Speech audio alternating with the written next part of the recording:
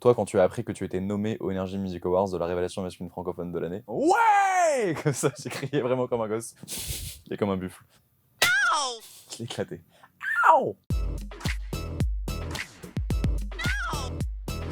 Comment est né ton premier album Naufragé? Bah, j'avais envie de faire un projet qui parle de mes galères, mais qui parle de mes galères du point de vue d'un gars qui les a dépassées. Donc je voulais parler plus d'espoir que vraiment de trucs durs sans forcément apporter de lumière derrière. Tu nous chantes un extrait du jeu, s'il te plaît. Si je joue le jeu, c'est pour que tes yeux baissent les armes, le temps de rallumer la flamme.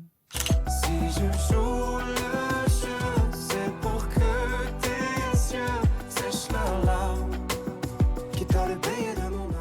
Tu l'as mis où ton disque d'or? Je l'ai mis au-dessus de mon canapé, dans mon salon. Ah même pas, en plus mon coloc il l'a viré là. Là il est dans ma chambre, je crois. Il est sur mon bureau, entre mes enceintes. Il paraît qu'il y a Emmanuel Curtil, la voix française de Jim Carrey, dans ton album Naufragé.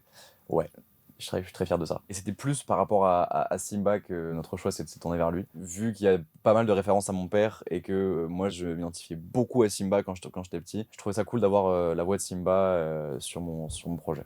Une sorte de Simba qui a grandi. Ton premier souvenir musical, raconte-nous. Je me souviens qu'on écoutait beaucoup la radio avec mes parents et que à ce moment-là, il y avait vachement Mourir demain qui passait. Si on devait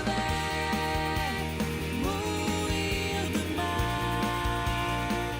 Et je m'amusais à chanter dessus. Donc, ton meilleur souvenir à la Star Academy, raconte-nous. Le début et la fin, c'est toujours hyper marquant. Donc le moment où les rideaux s'ouvrent et on rentre sur le plateau. C'était ouf, en plus j'étais le premier et j'étais terrifié de tomber en fait. Et la fin, elle était particulière aussi, le moment où on ferme le château avec Pierre, c'était très émouvant. On dirait que ça a duré 5 ans et 2 jours à la fois. Et c'est fini quoi. On va à la fois revoir nos familles et en même temps on va plus jamais revivre ça. Donc il va être des sentiments très très bizarres dans cette fin de saison. À quand un feat Julien Lee, Pierre Garnier? On fait notre petit bout de chemin séparément, on fait nos carrières respectives. Et puis on verra. En soi, c'est mon pote, on s'entend bien musicalement aussi, donc c'est pas interdit, juste qu'il y a rien de prévu, hein, mais c'est pas interdit dans le futur. C'était comment de faire un feat avec Soprano? C'était dingue parce que c'était un gars qui m'a donné un peu envie d'écrire quand j'étais plus jeune. J'ai toujours aimé pour le coup sa plume et ses morceaux. C'était cool parce que du coup j'ai vu l'humain et le pro plus que l'artiste que moi j'écoutais et j'étais encore plus content de découvrir le gars que c'était parce que c'est une crème le type. Donc c'était très très chouette. Ça va, quand tout va pas, la lumière revient toujours après ça.